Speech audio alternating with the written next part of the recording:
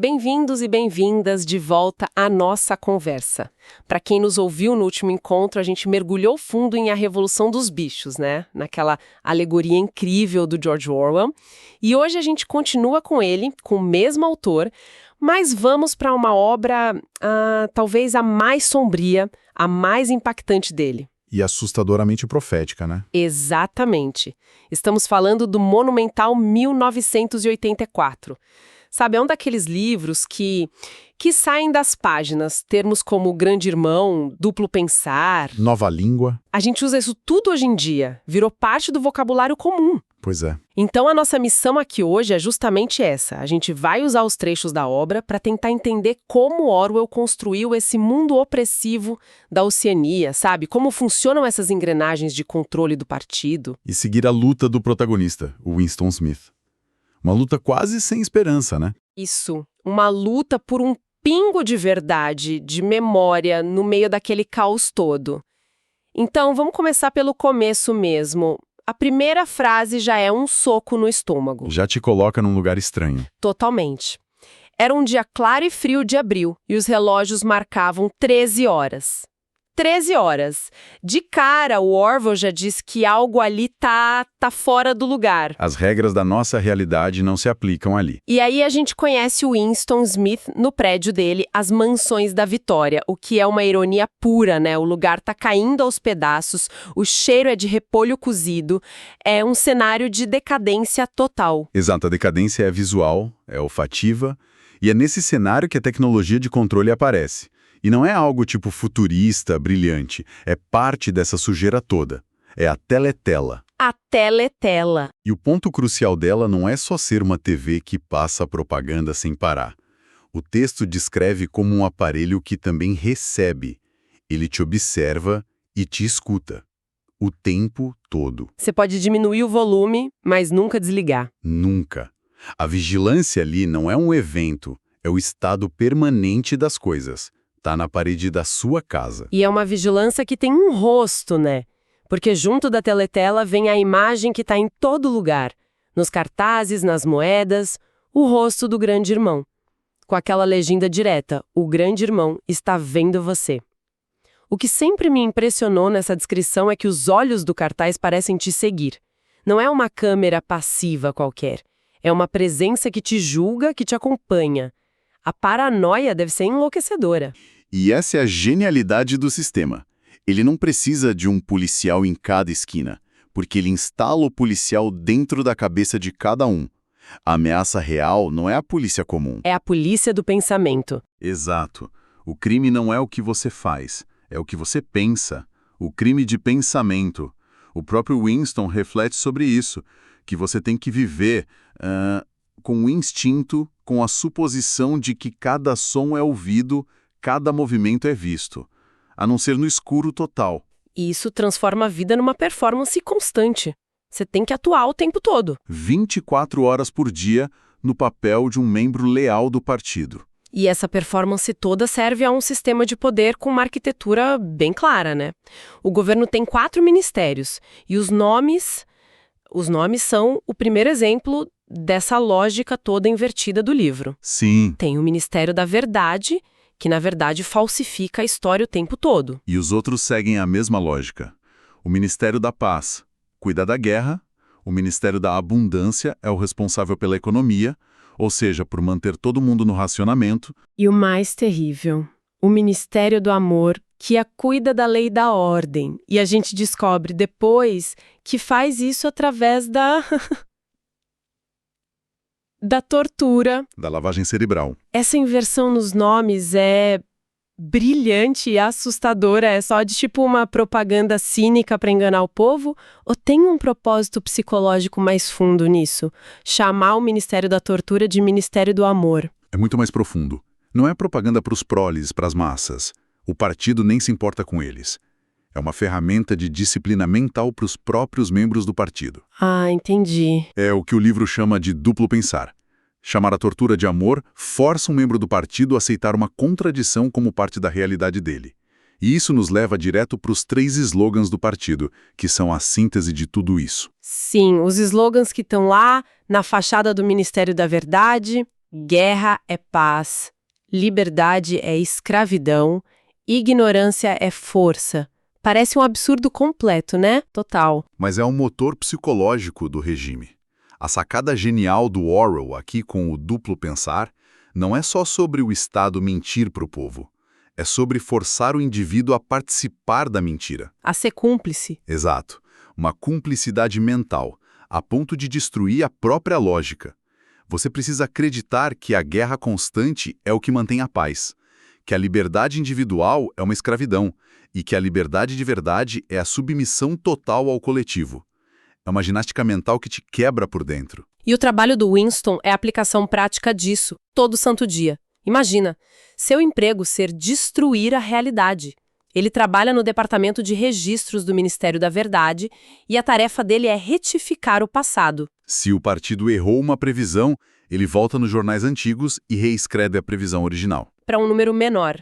Assim, o partido está sempre certo. Exatamente. E os documentos originais, as provas da mentira, vão para os buracos de memória, que são incineradores. E tudo isso guiado por aquele lema, né? Quem controla o passado, controla o futuro. Quem controla o presente, controla o passado. É isso. A história vira um palincesto, um pergaminho que é raspado e reescrito sem parar. Como você prova uma mentira se a evidência de que ela existiu foi apagada? A própria ideia de verdade objetiva, ela é destruída. E para mim é nesse ponto que a rebelião do Winston se torna tão potente. O primeiro ato de desafio dele não é jogar uma bomba. Não é nada grandioso. Não. É achar um ponto cego da tela no apartamento dele e começar a escrever num diário. A coisa mais subversiva que ele consegue imaginar é registrar os próprios pensamentos. Isso diz tudo sobre o controle do partido. E ele sabe o peso do que está fazendo. Ele mesmo pensa, crime de pensamento não implica em morte. Crime de pensamento é morte. E isso nos apresenta um dos conceitos mais assustadores do livro, a vaporização. Quando a polícia do pensamento te pega, você não é só executado. Você é apagado da existência. Como se nunca tivesse nascido. Exato. Sua existência é removida dos registros, fotos, listas, tudo. O partido não mata só o seu futuro, ele mata também o seu passado. É a aniquilação total. Então o partido apaga pessoas, apaga o passado, mas como ele garante que ninguém consiga nem formular um pensamento rebelde no futuro? E aí a gente chega na ferramenta talvez mais ambiciosa de todas. A nova língua, ou New Speak, no original. Isso. O conceito é apresentado por um colega do Winston, o Syme, que trabalha no Dicionário da Nova Língua. E ele explica, com um entusiasmo fanático que dá arrepio, que o objetivo não é criar palavras, é destruir. A cada edição, o dicionário fica menor. A lógica por trás disso é terrível. O Syme explica que se você elimina a palavra liberdade, por exemplo, você também elimina o conceito. Exato. Como alguém pode cometer o crime de desejar a liberdade se a palavra, a ideia, simplesmente não existe mais? O objetivo final é tornar o crime de pensamento literalmente impossível. A própria estrutura da linguagem vai te impedir de ter um pensamento herético, porque não vai ter palavra para expressá-lo. Terrível. E isso se conecta com a forma como o partido vê a sociedade, que é dividida entre os membros do partido, que precisam dessa doutrinação toda, e os proles. Classe trabalhadora, que é 85% da população, né? Isso. E a atitude do partido com os proles é de desprezo absoluto. Eles são vistos quase como animais. Mantidos dóceis, com entretenimento barato, loteria, bebida. Pois é. O slogan para eles é proles e animais são livres. O partido não se importa com o que eles pensam porque acha que eles são incapazes de ter um pensamento político complexo. Eles são inofensivos na visão do partido. Exatamente. E aí que mora a grande ironia do livro. E talvez a única faísca de esperança. Porque é justamente nos proles que o Winston deposita a fé dele. Ele escreve no diário, se há esperança, ela reside nos proles. Mas essa esperança me parece uma contradição. O próprio Winston olha a vida deles e só vê gente absorvida por coisas triviais. O que ele enxerga ali É uma esperança realista ou é mais um desespero de quem não tem onde se agarrar? Eu acho que são as duas coisas. É desespero, sim, mas é baseado numa observação importante. Ele vê neles uma humanidade que o partido ainda não se deu ao trabalho de esmagar. Eles ainda cantam, ainda brigam, ainda têm lealdades familiares que não são com o Estado. A esperança dele é que essa energia vital um dia possa despertar e virar uma revolução. É uma aposta talvez perdida, mas é a única que ele tem. E é nesse contexto que a rebelião pessoal dele cresce. Ele conhece a Júlia, outra membra do partido que odeia o sistema por trás da fachada, e o relacionamento deles vira o principal ato de rebeldia. O desejo, o sexo, o amor, tudo vira um ato político. Cada encontro é um golpe desferido contra o partido. E essa rebelião a dois leva eles a quererem dar um passo maior. Eles confiam no O'Brien, um membro do partido interno, da elite, que o Winston sempre achou que era da Irmandade. A lendária organização de resistência. E o O'Brien finalmente os contata, confirma tudo e entrega uma cópia do livro proibido. Para o Winston, é um momento que ele esperou a vida inteira.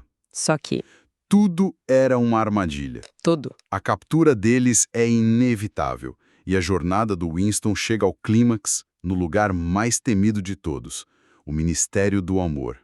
E quem está no comando da tortura dele? É o próprio O'Brien. A figura que ele via como salvador era, na verdade, um dos arquitetos mais sádicos do regime. A traição é de uma escala inimaginável. E é ali, mais celas do Ministério do Amor, que a máscara do partido finalmente cai, né? O O'Brien, entre as torturas, vira o professor do Winston, explicando a verdadeira filosofia do regime. E ela é brutalmente simples. O partido não busca o poder como um meio para um fim. O poder é o próprio fim. A frase do O'Brien é uma das mais famosas da literatura. O objetivo da tortura é a tortura, o objetivo do poder é o poder. Então não tem ideologia, não tem um bem maior mesmo que distorcido. É só poder pelo poder. Isso é um niilismo absoluto. É um niilismo no estado mais puro. O'Brien chega a ridicularizar os nazistas e os comunistas dizendo que eles eram covardes, que fingiam ter um propósito maior. O Partido da Oceania é mais honesto. Ele admite que só quer o poder absoluto. E para ter esse poder, ele precisa destruir a autonomia do indivíduo, inclusive a noção de realidade. Exatamente. A cena dos 4 dedos em que ele insiste que o Winston veja 5. Porque a realidade, ele explica, não é externa. A realidade existe só na mente. E como o partido controla a mente, ele controla a realidade. Se o partido diz que 2 mais 2 são 5, então são 5. E a imagem que o O'Brien pinta do futuro é o resumo perfeito disso. Ele diz para o Winston imaginar uma bota pisando um rosto humano para sempre. Não há progresso, só dominação eterna. Mas mesmo depois de toda a tortura, Winston ainda se agarra a uma última coisa: o amor dele pela Júlia. Sim, é o último bastião. E é por isso que o O'Brien o leva para o clímax da cura, a temida Sala 101. A Sala 101. O O'Brien explica que lá dentro está a pior coisa do mundo. E a pior coisa do mundo é diferente para cada pessoa. É o seu maior medo, seu horror mais profundo. Para o Winston, são ratos. A descrição da cena é desesperadora. Ele amarrado com uma gaiola no rosto, com ratos famintos, e nesse terror absoluto, o instinto de autopreservação aniquila tudo que restava dele. Ele grita. Façam com a Júlia, não comigo. Façam com a Júlia. Ele atrai da única forma que ainda importava. Naquele momento, o espírito dele morre. É a quebra final. O partido não queria só a obediência, queria a alma dele. E ao fazê-lo trair a única pessoa que amava, eles conseguiram. A última parte do livro mostra um Winston curado. Sentado no café Castanheira, bebendo gin, um homem oco. Ele encontra a Júlia, eles admitem que se traíram e não sentem nada, nem amor, nem ódio, só um vazio. E a cena final é devastadora. Ele ouve na teletela um anúncio de vitória militar e uma lágrima escorre, não de tristeza, de alegria, de amor. O livro termina com as frases: a luta terminara, vencer a si próprio, amava o grande irmão. Fim. O sistema venceu de forma absoluta.